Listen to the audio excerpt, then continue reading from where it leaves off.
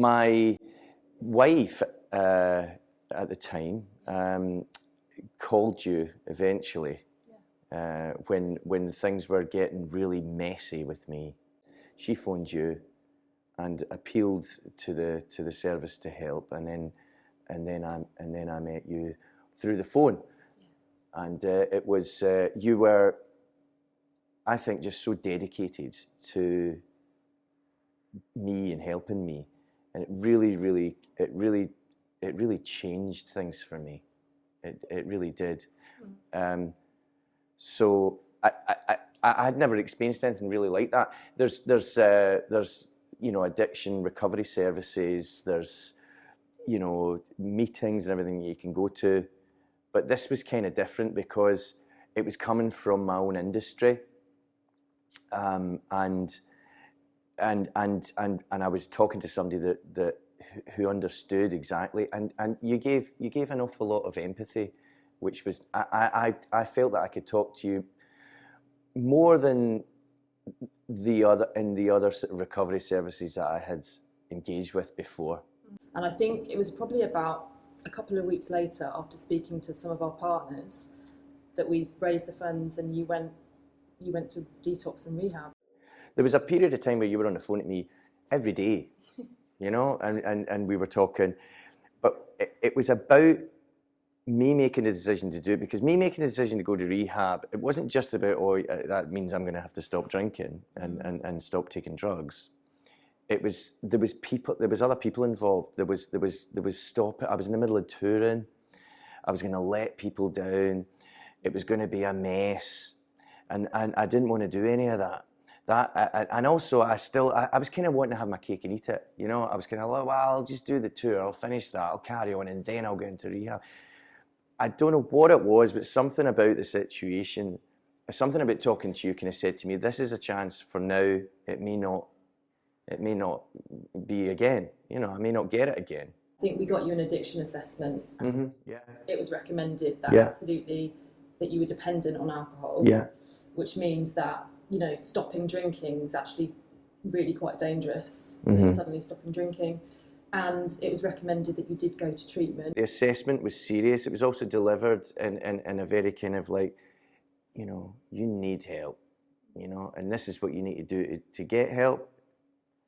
And if you don't, this is where you're going to go. And I heard it. So I think I just thought that I was going to lose everything. And I was crushed by the sense that in all the years that I have been, in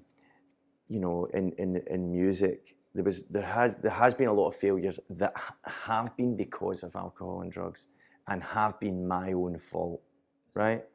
And there was a kind of crushing sense of all of that this was really the story of me.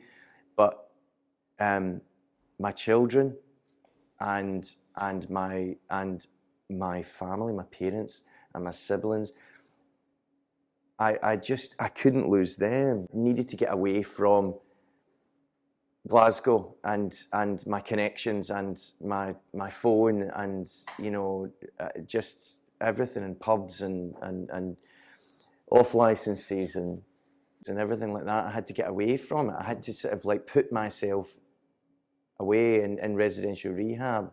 It was the best thing I could have done, I think, residential rehab. Essentially this year has been about my close family. It's about being a member of my family again, being a son to my mum and dad again, and being a brother to my sibling. What would you say to someone watching now that is struggling like you were? I would just say, don't be afraid to take help, to get help.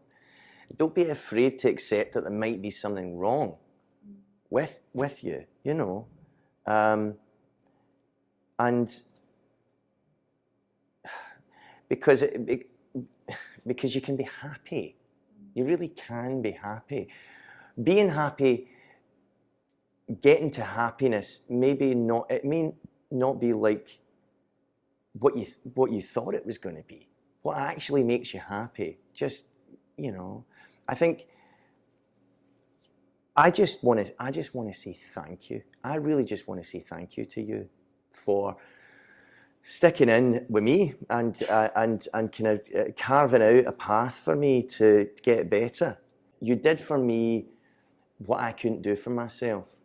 And that wasn't coming from the church or, a recovery meeting, or some sort of, social services kind of thing. It was coming from the music business. This was a really, really good thing.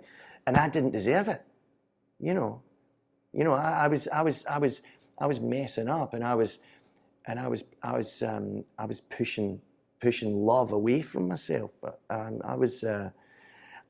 just so grateful to the service.